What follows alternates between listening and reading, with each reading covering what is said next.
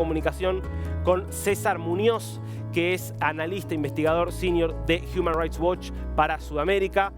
César, ¿cómo le va? Lo saluda acá Darío Misraji. Muchas gracias por el tiempo. Gracias a ustedes, un placer estar aquí. César, recién hacíamos un repaso un poco de algunas de las claves que plantean ustedes en su informe. Hágame un panorama general. Si usted tuviera que decir, bueno, ¿qué pasó en materia de derechos humanos en América Latina? ¿Cuáles son los mayores problemas que ve y que son comunes al grueso de la región? Sí. Mire, nosotros estamos en una situación muy grave en términos de derechos humanos en la región.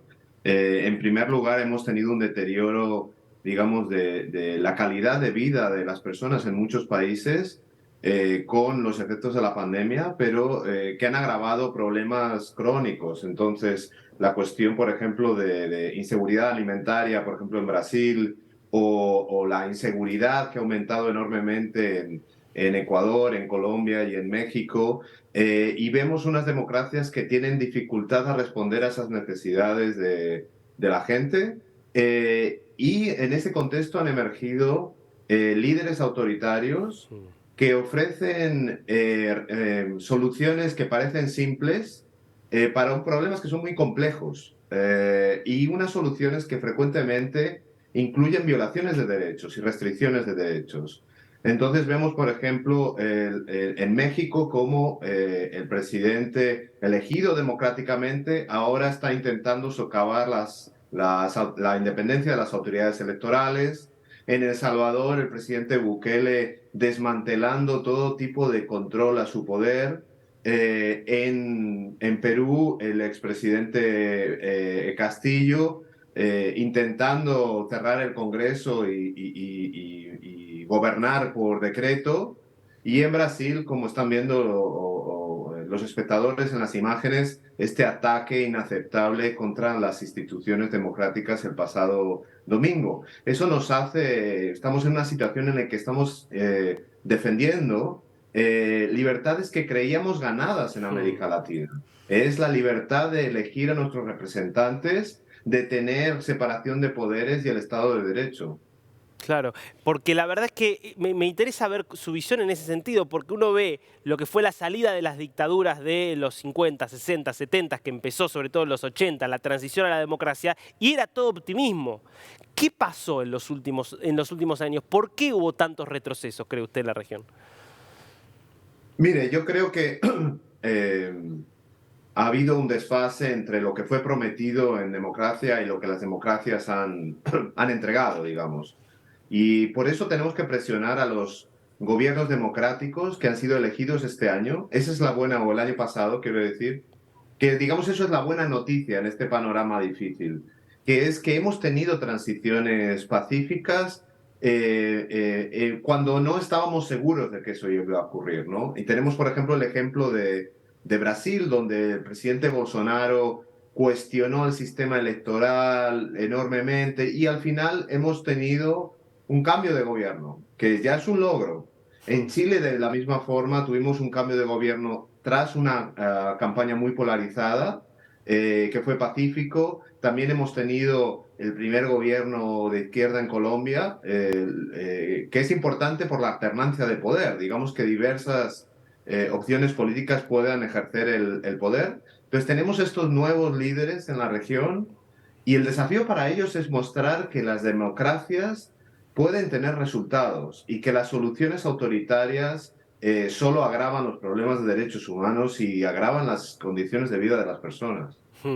César, usted justamente está allí en Brasil y el informe que se redactó antes de que se conociera lo que pasó el domingo ya hablaba de la falta de confianza en la democracia en parte de la población. Me parece que es algo que también está presente en otros países. Esa falta de confianza, ¿qué tiene que ver? ¿Cree usted que con que las economías no han funcionado tan bien, con el aumento de la inseguridad?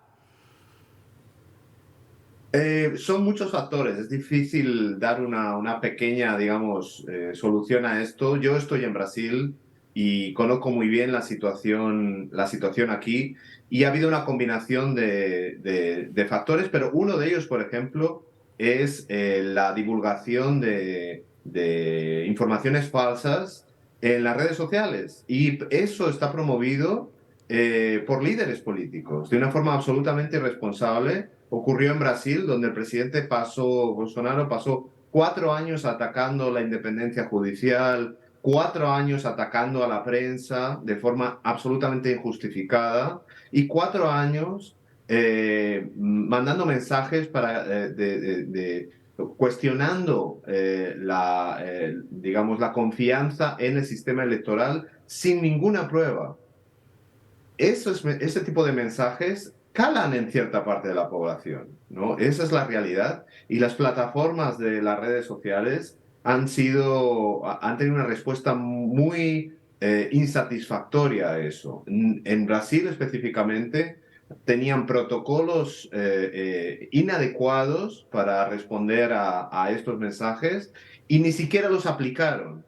Entonces, hemos visto, por ejemplo, informaciones falsas sobre el sistema electoral que han circulado sin ningún control y para eso existen los protocolos de moderación de contenido en las redes sociales. Hmm.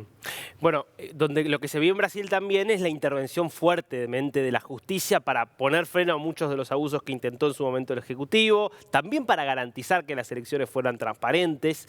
Y una de las cosas que marcan es cómo en muchos países aparece el uso político de la justicia, ataques a la justicia, es algo de los que advierten en el caso, por ejemplo, de Argentina. ¿Qué está viendo respecto de cómo ha evolucionado el papel de la justicia como garante de los derechos humanos y también a veces como arma de los que quieren violarlos, ¿no? Sí.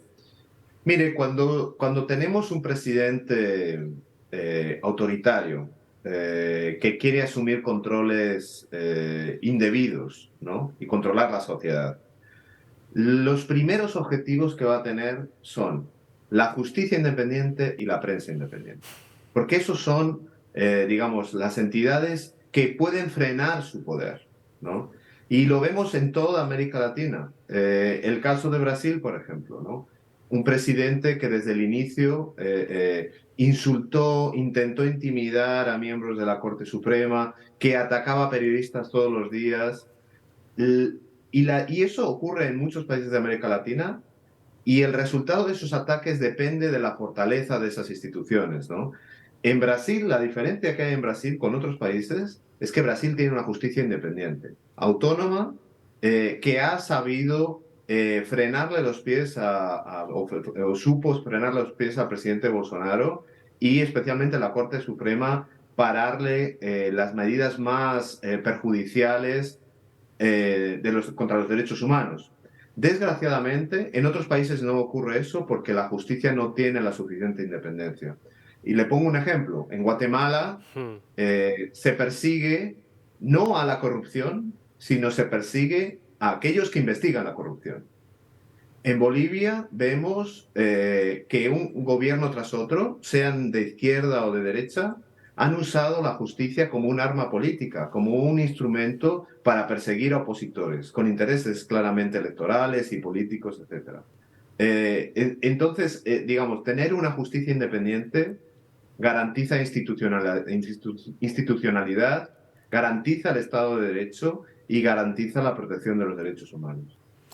César, te hago una última pregunta, le hago una última pregunta, porque usted habló justicia, habló también de la prensa independiente, me parece que se olvidó también de justamente las organizaciones sociales, las organizaciones de la sociedad civil como Human Rights Watch, entre otras, que también son muchas veces blanco de ataques, lo que está pasando en Nicaragua, lo que ha pasado en Venezuela. ¿Cómo está la situación para ustedes como organización para trabajar en entornos que muchas veces son hostiles?